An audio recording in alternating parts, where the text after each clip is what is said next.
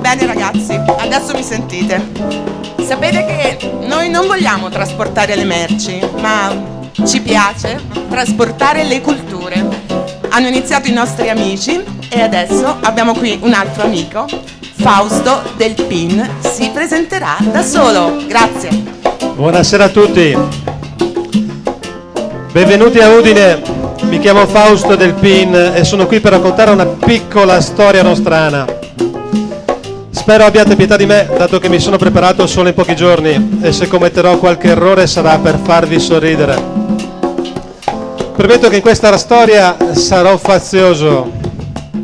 Parlando della mia terra, non posso non essere fazioso. Questa storia locale parla di due persone.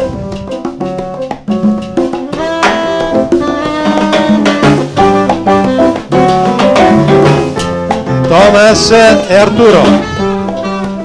Mi terrò lontano dai giudizi politici, ma contemporaneamente parlerò del Condominio Italia. Condominio nato dopo la Seconda Guerra Mondiale, dove gli italiani, con in mano la proprietà del proprio territorio, decisero di affidare a degli amministratori di condominio il paese. Questo ponendo delle regole base su come gestire l'Italia.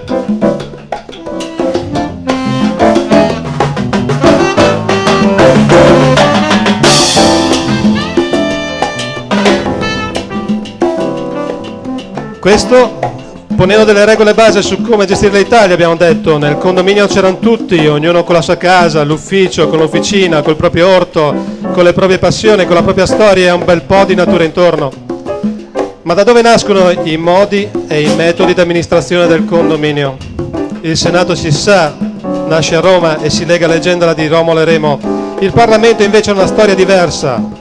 In una gara odierna non ben definita, la storia volle far sì che nascessero quasi contemporaneamente tre Parlamenti in Europa, i quali si contendono il primato di primo Parlamento al mondo.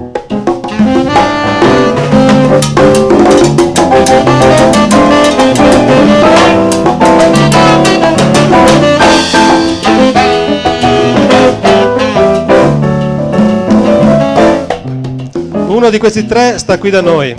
I testi fanno risalire la nascita di questa istituzione friulana nel 1196, poi certificata per iscritto il 6 luglio del 1231. Il Parlamento di per sé è un luogo dove si parla, per l'appunto Parlamento, dove il mento indica l'azione e non il mentire. Ad esempio, l'affaticamento è l'azione di affaticarsi, l'ingrifamento è l'azione di grifarsi.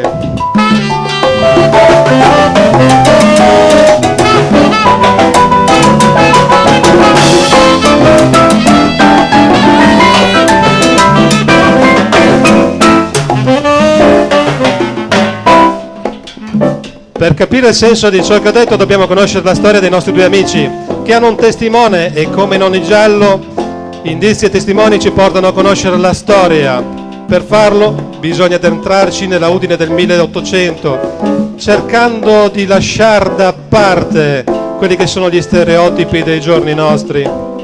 Entrando in città non c'erano i cartelli con sottoscritto il nome della città in friulano e in italiano. Cartelli che personalmente detesto perché fanno perdere il fascino di questo nome, Udine, Udin.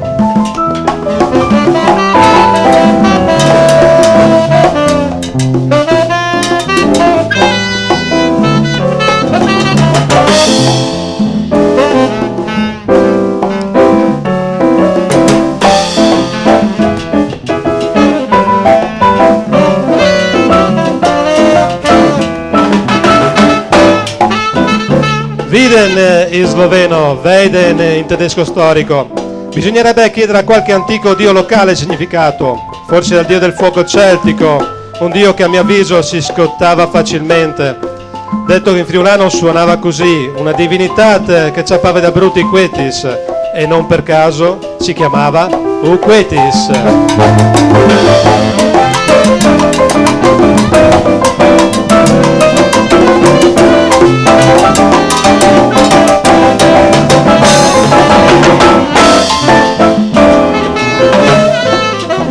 Oppure chiedere a Dio germanico come Thor, dio del tuono, nome che ricorda un fiume locale, il Torre. Forse ad un altro dio germanico più famoso, il più potente, il figlio di Bor. Questo dio protoceltico si diceva Vatus in proto-germanico, Vodanas in celtico, ma essendo arrivate qui dal nord le popolazioni germaniche non è difficile riconoscere nella loro lingua norrena, danese, norvegese Odin, Odino, Odin, Udine.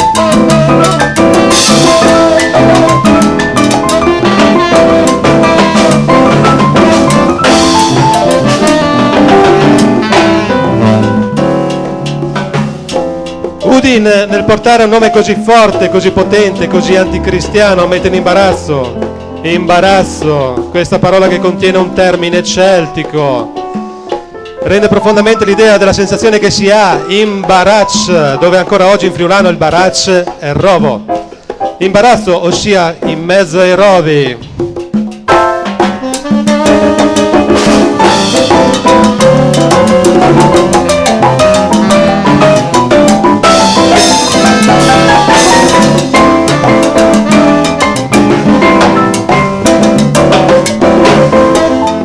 Ancora oggi in una Udin dai 9 parcheggi e dalle 31 chiese parlare di Udine viene difficile. Il 31 dicembre del 1794 Udin accese i ferali, lampade ad olio che illuminavano i borghi, contrade e luoghi oscuri della città. Il 1800 fu l'epoca del reinserimento del medico condotto, un'epoca dove la medicina popolare faceva botte con quella dotta per l'appunto del medico condotto con dottrina. Paradossali erano le cure, si legge che a Pozzuolo per curare la pertosse con la medicina popolare si procedesse così: si tose un mus, si fasse boli all'unkelpel, si dai di bevichiste a galfrut, ma bisogna sbassia ben ogni volta il veri perché il pens non resti tal font.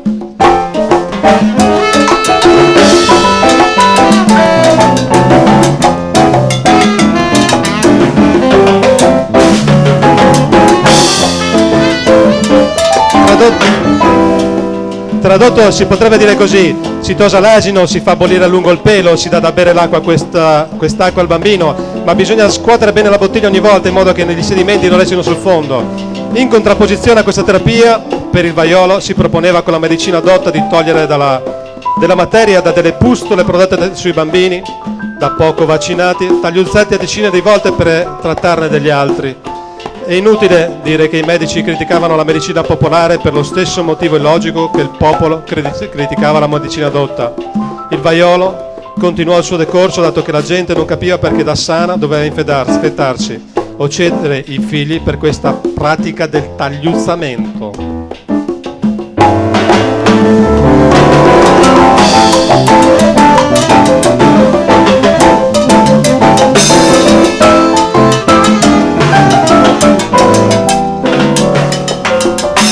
A Udin l'economia si percepiva facilmente. Al tempo l'economia era solo il posto dove transitano e si fermano i soldi. I netturbini erano quelli che percepivano di più la quantità di benessere locale. Come del resto accade oggi, l'economia si misurava in fiante.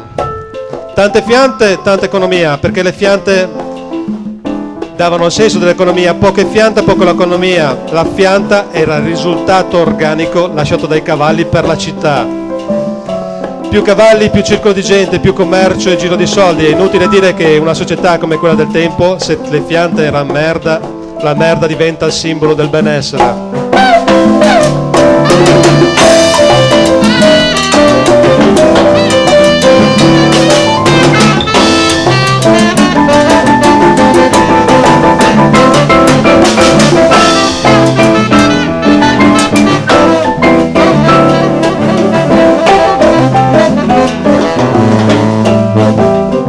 Non per nulla nei teatri il portafortuna divenne la parola merda francese, nella speranza che fuori dal teatro la piazza si riempisse di merda, indice che il successo era della rappresentazione teatrale fatta.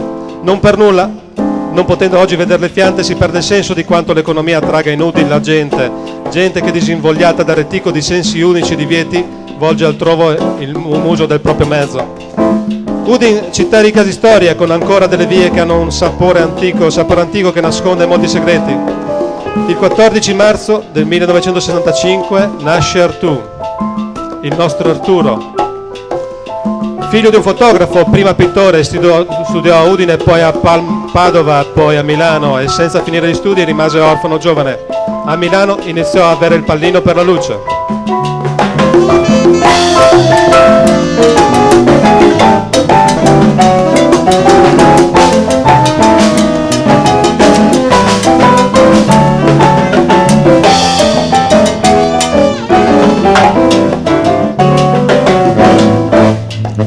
Quest'uomo era Arturo Marignani. Tornato nella sua Udine si mise a studiare come realizzare le lampadine, cosa che altri prima di lui fecero. Su di lui il giornale di Udine scrisse il 3 dicembre del 1884 così: ed a proposito di luce elettrica, un nostro giovane cittadino, il signor Arturo Marignani, nella propria abitazione ha piantato un gabinetto per gli esperimenti di luce elettrica che egli fa spesso illuminando diversi ambienti e il giardino.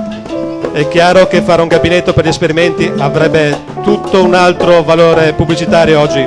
Basta poco per far pensare che la tua officina è un cesso.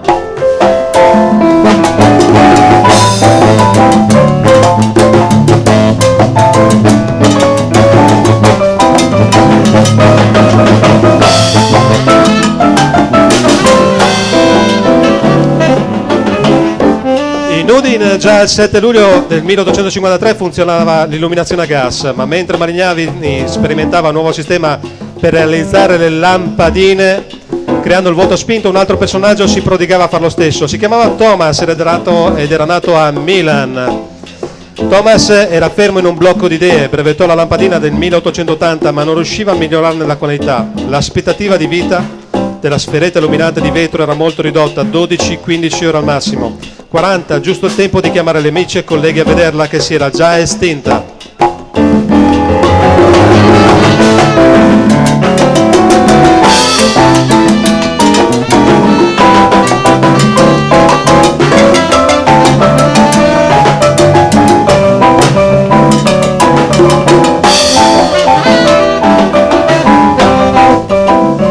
Thomas parlava inglese e non è un caso che Milan fosse in Ohio e che lui fosse Thomas Edison, un uomo che io definirei un furbone, veloce di penna.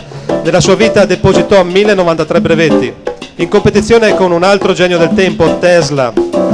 Edison si nutriva delle idee degli altri, creando delle sue, spesso facendole diventare sue. Era un uomo che, a differenza di Marignani, vantava un'enormità di fotografie di se stesso, tutte in posa, quasi più fotografato di Belen.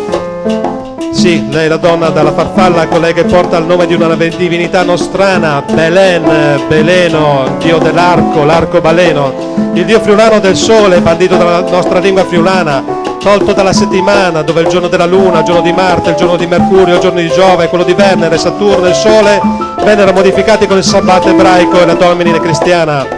Prova a domandare ad un friulano del sole, ti risponderà sore lì. Sopra lì, per il friulano il sole e sore lì, sorelli.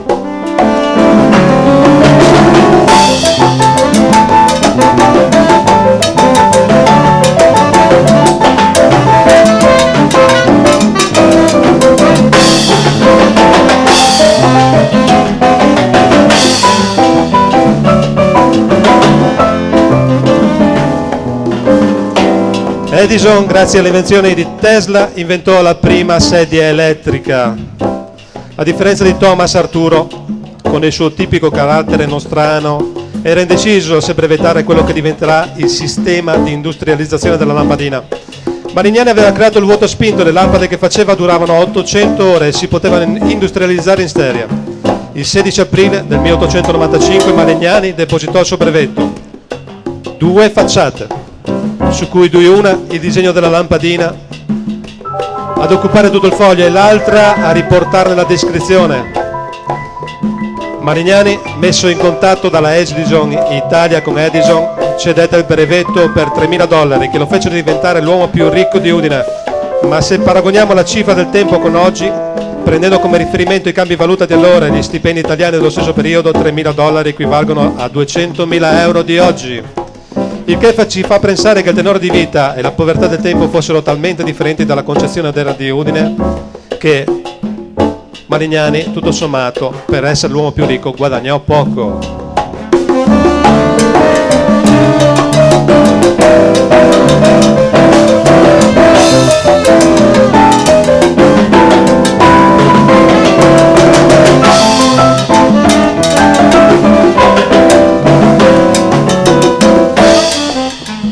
Sempre nel 1895 nacque a Shelby, in Ohio, un'azienda di lampade, la quale realizzò una lampada che dal 1900 ad oggi è rimasta sempre accesa nella città di Livermore, sempre in Ohio.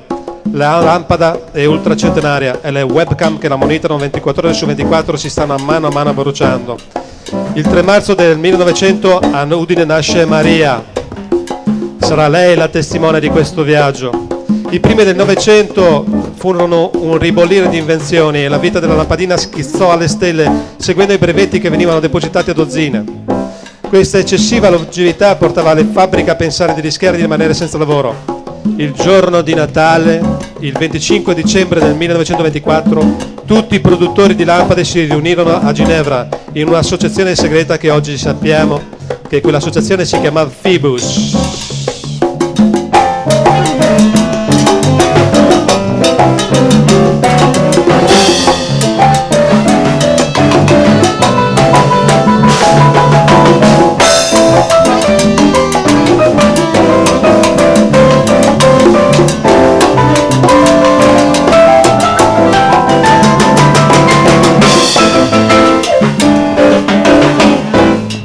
In quella riunione si prese una decisione che mutò per sempre la storia, aprendo le porte della seconda rivoluzione industriale. Venne a crearsi il concetto che poi negli anni 30 prese il nome di obsolescenza programmata. Phoebus stabilì che le lampade prodotte a livello mondiale non potessero durare più di 1000 ore, in modo da garantire un ricircolo lavorativo, bloccando di fatto qualsiasi tipo di innovazione che migliorasse il prodotto dal punto di vista della durata temporale. Un anno dopo il gruppo si chiamava già Associazione delle 1000 ore di vita. Iniziò così un processo di regresso tecnologico che portava gli scienziati a studiare come ridurre la vita dei prodotti e non come migliorarli. Nel 1929 Phoebus, che nel frattempo aveva cambiato nome, istituì la tavola delle multe, creando una complicata burocrazia pensata per vincolare gli associati ai diktat di riduzione oraria delle lampadine. Così, in breve tempo, questa associazione raggiunse lo scopo. Tra i vari nomi che l'associazione prese ci fu anche quello di Cartello Internazionale Elettrico, che il nome si spiega da sé.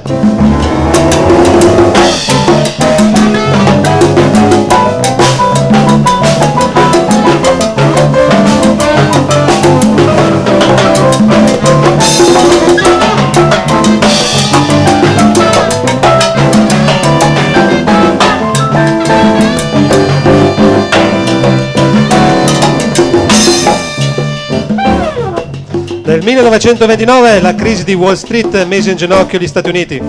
Nel 1933 la disoccupazione americana era salita al 25% e nello stesso anno da New York un certo Bernard London fa emergere per la prima volta il termine obsolescenza programmata, ossia un sistema che limita la vita delle cose in modo da creare un lavoro continuativo.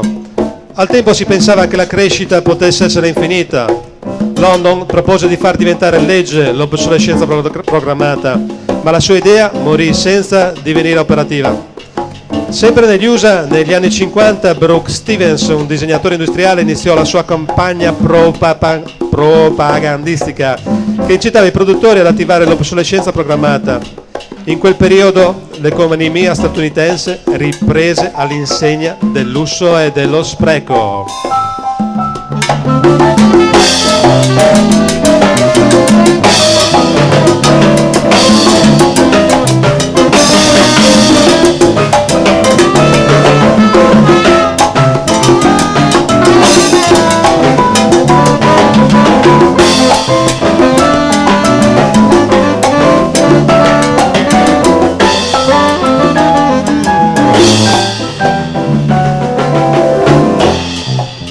Stevens basava l'obsolescenza sul creare un consumatore sempre più insoddisfatto.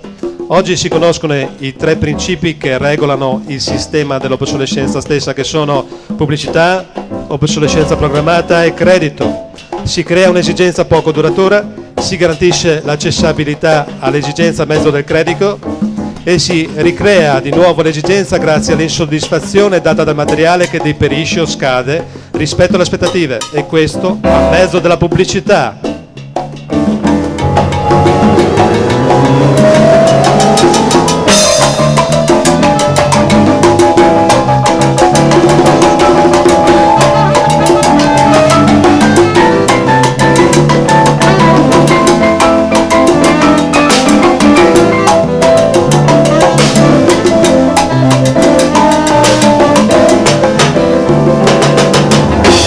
Gli Stati Uniti in quel periodo criticavano i metodi europei che miravano a creare cose durature. Mentre gli americani compravano dei vestiti che da lì a poco avrebbero gettato, in Europa un vestito durava una vita. Negli anni 40 la DuPont inventò una fibra sintetica di nylon dalle caratteristiche eccezionali, con la quale si iniziò una prima produzione di calze da donna. Calze talmente resistenti da poterci trainare un'auto. L'azienda, dopo un primo attimo di euforia, usò gli stessi ingegneri e chimici per indebolire il prodotto, che doveva tassativamente durare poco. Non è difficile accorgersi di questo sistema, basta guardare quanto durano i telefonini, i PC, i software e le calze.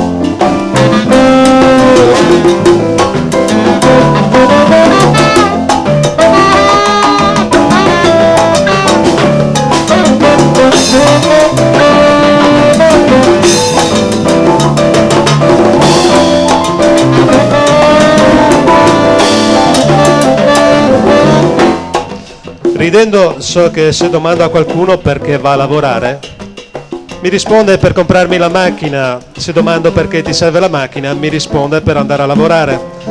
In un clima del genere, tra gli anni 40 e 50, dominato dalla corsa alla produzione, alla vendita, tutto ciò che si accentrava sul denaro e sul lavoro, il lavoro divenne nella neonata Costituzione italiana l'elemento fondante del primo articolo. L'Italia è una repubblica fondata sul lavoro. Già da subito si notarono le prime discrepanze. Mentre l'articolo 3 della Costituzione citava l'uguaglianza delle persone di fronte alla legge, mentre nei tribunali si leggeva la legge uguale per tutti, per i più questo era un dettaglio. Per me la chiara consapevolezza che di fronte alla Costituzione siamo tutti uguali. Di fronte ad un tribunale sono le leggi che hanno un valore uguale per tutti. È come dire che se la legge fa discriminazione sociale o razziale, questo vale per tutti, cosa non ammessa dalla Costituzione. I nostri amministratori di condominio, spinti dalla necessità di farsi eleggere, di creare lavoro, iniziarono ad usare le stesse metodiche dell'obsolescenza programmata: pubblicità, dei partiti, credito e governi che presto diventano obsoleti, riciclandosi con le stesse persone, creando nuovi partiti, i quali proponevano sempre gli stessi slogan: meno tasse e più lavoro.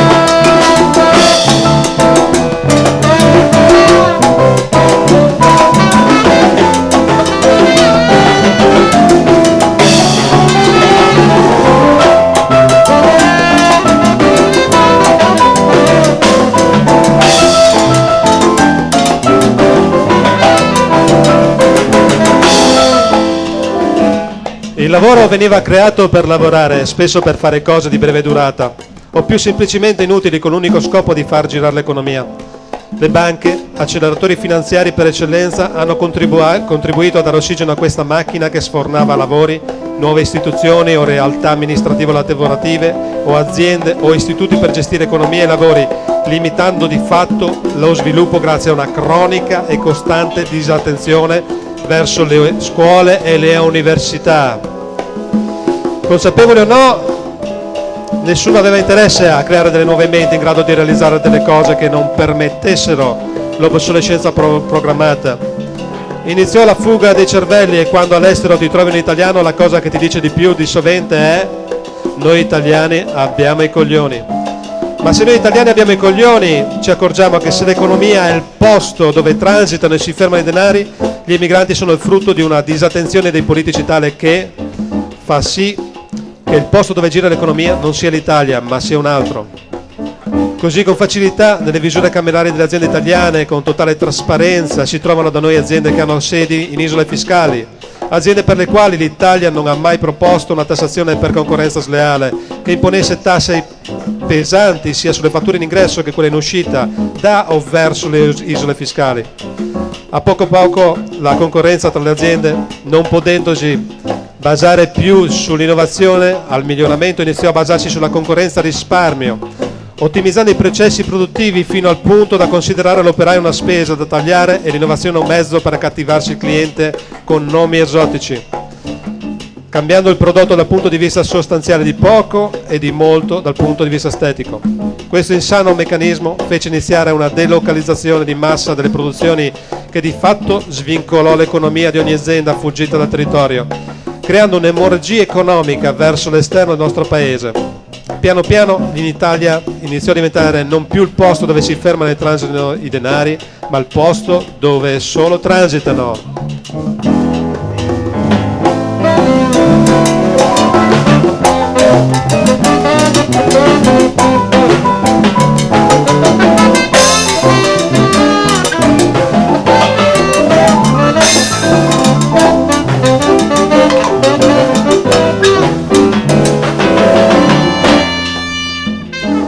Niente più tecnologia da sviluppare qui significa niente più esperienza di merito e nessuna possibilità di fare innovazione, dato che se non conosci un lavoro non puoi innovare. L'obsolescenza diventa automatica anche per la pubblica amministrazione, che inizia a proporre lavori che hanno nessun senso economico in nome del lavoro. A questo si aggiungono i benefit che gli amministratori di condominio si sono dati al punto che ciò che era di proprietà degli italiani oggi viene ipotecato. Gli amministratori di condominio hanno ipotecato casa mia, casa tua, casa vostra, casa nostra, la nostra terra.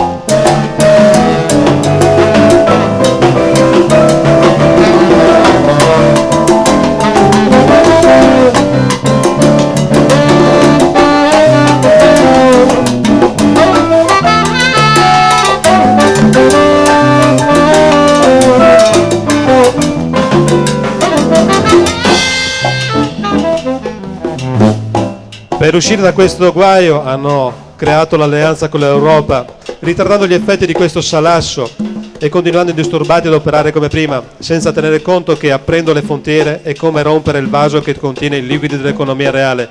I liquidi vanno ovunque, pochi rimangono vicini al vaso, il resto si disperdono. Stati interi sommersi di immondizie per onorare un sistema basato sullo spreco, terra sterilizzata dai cementi per inventare soldi, lavoro creato per alimentare solo se stesso. In questo piano surreale sembra di vivere all'interno di Matrix. Ora la domanda è dovuta: volete la pillola blu o quella rossa?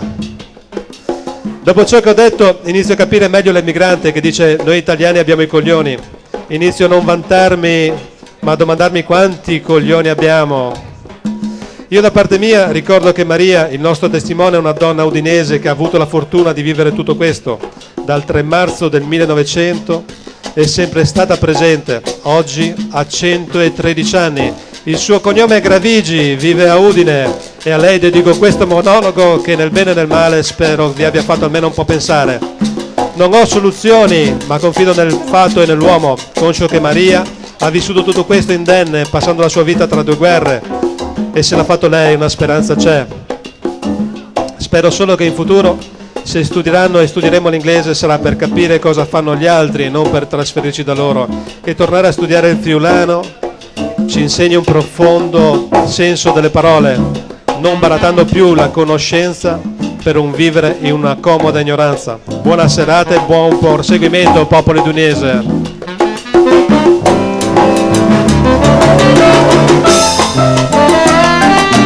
La band.